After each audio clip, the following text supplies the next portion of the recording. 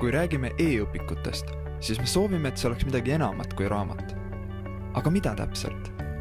On see multimeedia, lihtsad otsingud, interaktiivsed elemendid?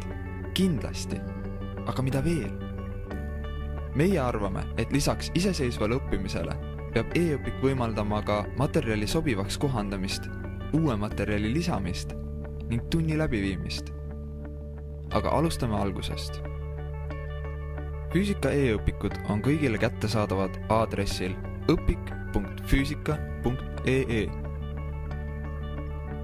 Õpilased saavad luua e-õpikute keskkonda kasutaja, mis võimaldab salvestada isiklikke eelistusi või märkmeid.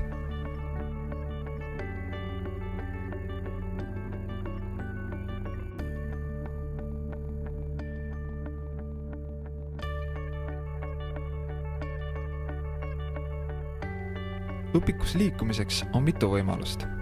Liigutades kursorit lehekülje servale on võimalik liikuda edasi järgmisele või tagasi eelmisele leheküljele. Selleks võib kasutada ka paremat ja vasakut nooleklahvi. Otsingut kasutades on võimalik õpiku tekstist otsida märksõnu või mõisteid.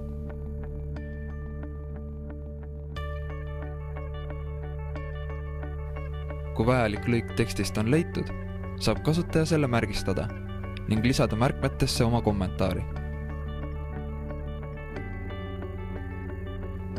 Või jätta järjehoidja peatüki algusesse. Salvestatud märkmeid ja järjehoidjaid saab vaadata menüüst järjehoidjate nupu alt. Õigesse peatüki tagasi jõudmiseks saab kasutada vahelehte sisukord. Uus e-õpik sisaldab lisaks paberõpikust tuttavatele joonistele ja piltidele ka illustratsioone juba animeeritud kujul.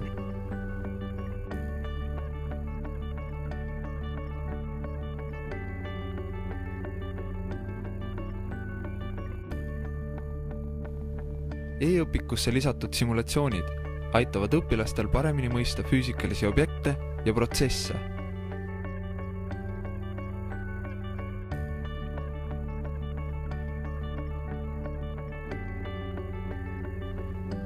Kõik tekstis esinevad viited joonistele ja fotodele on muudetud hüperlinkideks, et lugeja leiaks kergesti õige illustratsiooni.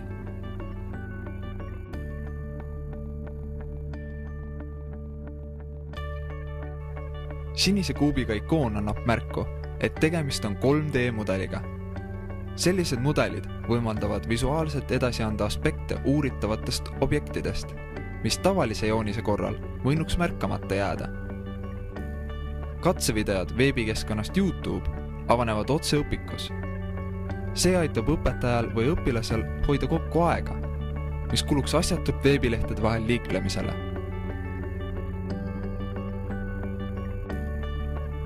Jõudes peatüki lõppu on õpilasel võimalik vastata kontrollküsimustele. Selleks võib olla näiteks õige graafiku joonestamine või valikvastuse leidmine.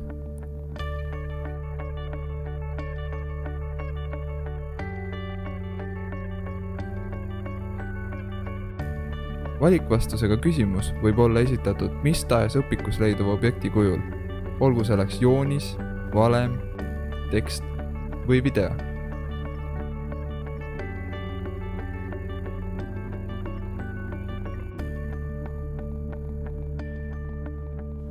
Uues e-õpikus leidub palju materjali õpilastele uurimiseks, kuid õpetaja ei vaja kõike õpikus leiduvat tunni läbiviimiseks. Kombineerides sobivaid objekte saab õpetaja luua esitlusi. Selleks tuleb menüüs liikuda lehele Minu slaidid. Anda esitlusele pealkiri ning lohistada sobivad objektid tühjale lõuendile.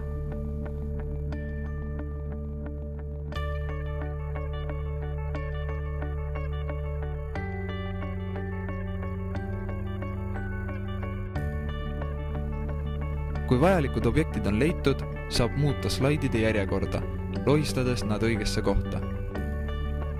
Või eemaldada üleliigset slaide esitlusest. Kõigile slaididele saab kasutaja lisada ka omapoolset teksti. Kui esitlus on valmis, tuleb see salvestada ning ettekande alustamiseks käivitada.